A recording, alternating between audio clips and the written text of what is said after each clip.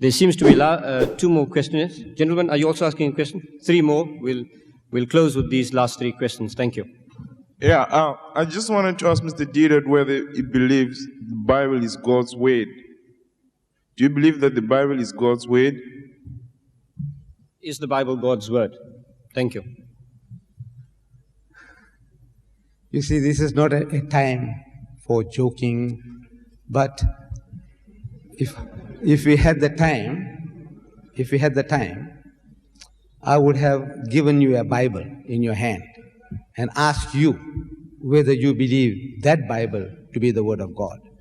You see, this subject about the Bible will be discussed in this very city hall on the 13th of December. Under the heading, Is the Bible God's Word?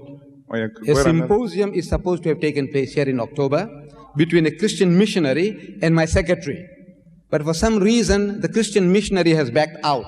But my secretary is going ahead with that meeting on the 13th of December in this city hall. He will be expounding fully the subject, Is the Bible God's Word? And then you will have ample opportunity of firing him with questions.